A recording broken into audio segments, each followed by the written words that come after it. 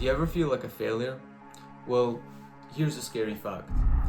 98% of people die without ever achieving their dreams, which must mean that most people leave this earth feeling like failures. Now, the way I see it, you have two options. You can let that discourage you and just accept it as your fate as well, or you can also let it fuel you.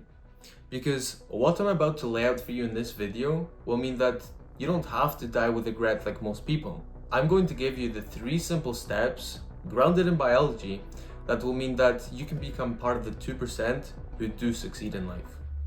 Are you ready? Then let's dive in. Now, first things first, I know what you're thinking. If you claim that all it takes to succeed in life is following these 3 simple steps, then why isn't everyone successful? Well, there are 2 reasons, and the first one is simple. They're all distracted. Insane quantities of words and images. Stupidity is never blind or mute. So it's not But I have to.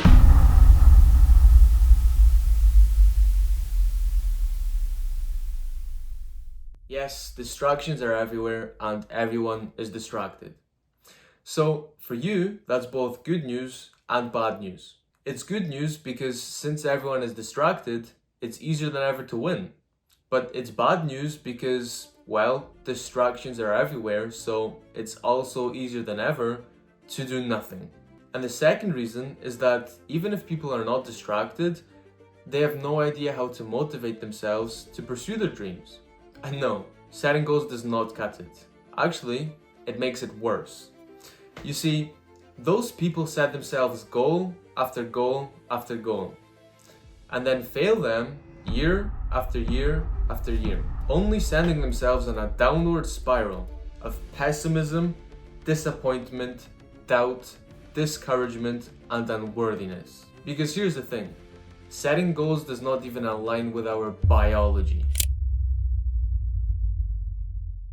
Yes, by putting the word biology in this video's title, I meant it. Because if we're faced with this huge pressing problem where either you're distracted and you do nothing, or you're unmotivated and you also do nothing, then we need to look beyond mere tactics like smart goal setting, or worse, tricks like manipulating yourself into taking action. Instead, you and I are going to build a solid foundation that will last you not just for weeks or months, but for years and even decades. So, what is this thing that's going to last you for years and years to come in the pursuit of your dreams? Well, I call it the PVS framework. And as cool as it sounds, I did not make this up. It's grounded in these 2 timeless and foundational concepts. Number 1, Simon Sinek's Golden Circle. The Golden Circle. Simon Sinek's Golden Circle is a concept which explains that if we want to inspire action, not just manipulate it, we need to start with why, your purpose. Now, he uses the example of business, where every single business knows what they do. Some businesses know how that makes them different, but very few businesses know why they do what they do, why people should care enough to buy, and why they even exist. In our case, on an individual level, every person knows what they do day to day, the actions they take. But only for some people, those actions are guided by how they want their lives to look, a vision. And for very, very few people, their actions are driven by why they get out of bed in the morning or why they even exist. And as a result, just about everything most people do ends up feeling meaningless and unguided.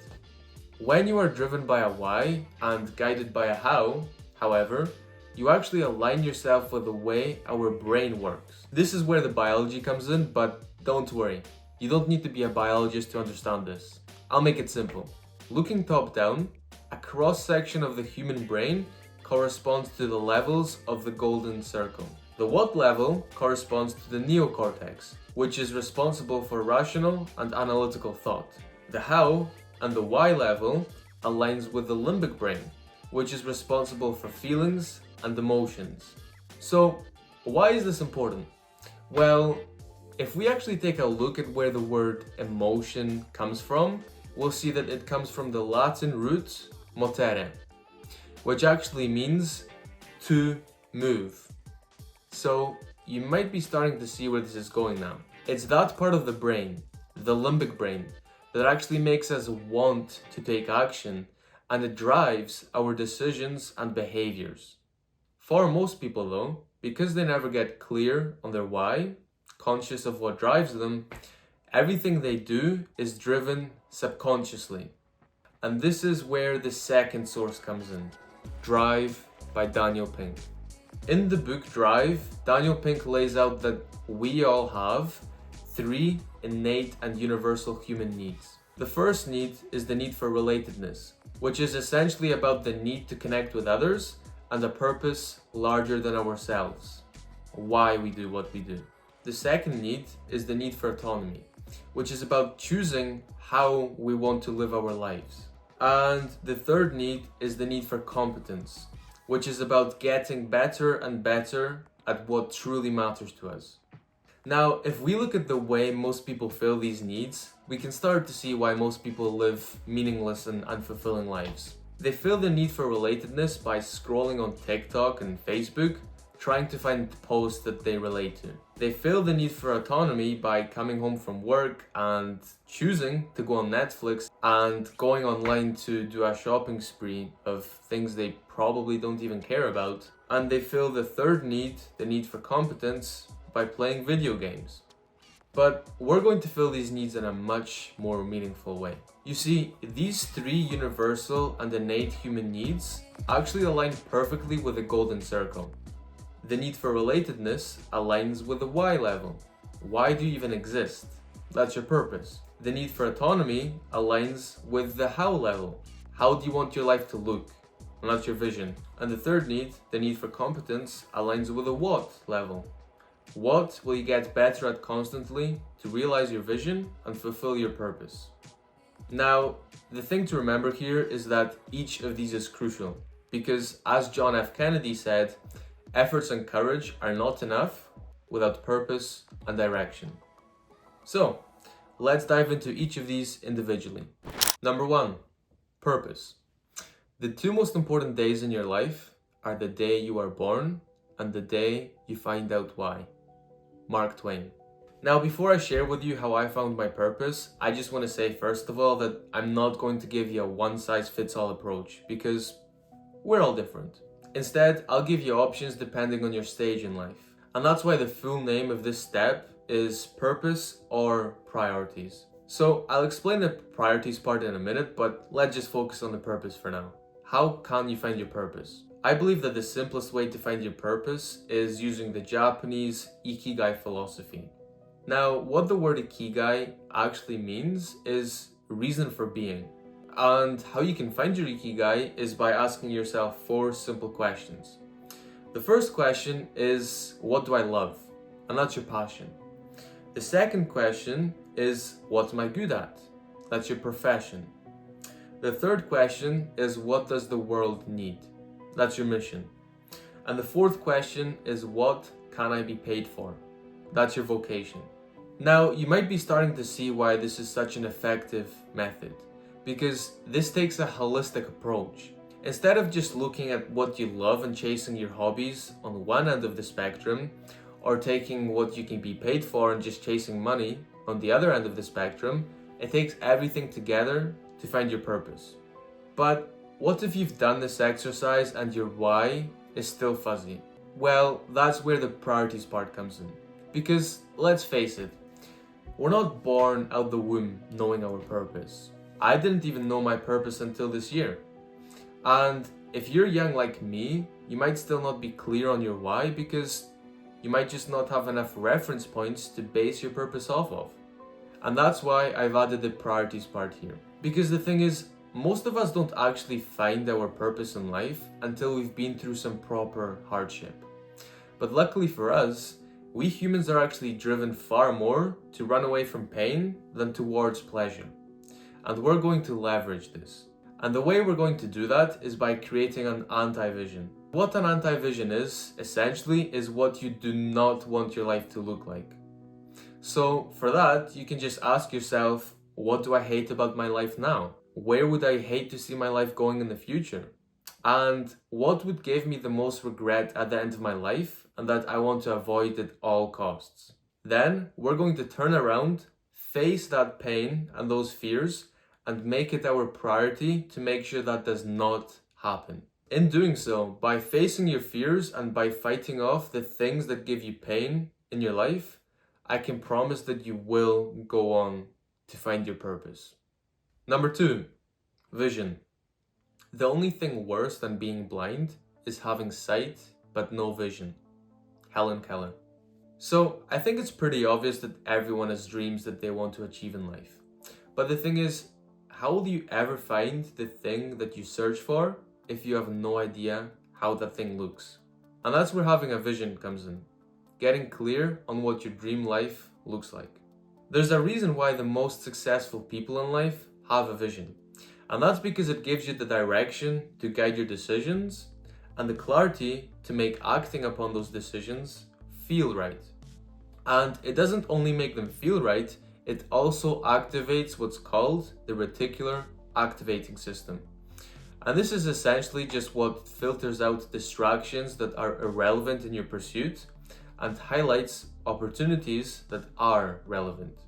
But unlike goal setting, our aim with creating a vision is not to create something rigid and set in stone. The key with creating a vision is to make it clear enough to inspire you, but loose enough to redraw as you grow. So how do we create a loose but clear vision? I recommend using what I call the vision journey method, which is essentially as simple as connecting your past life, your current, and your future life in a story.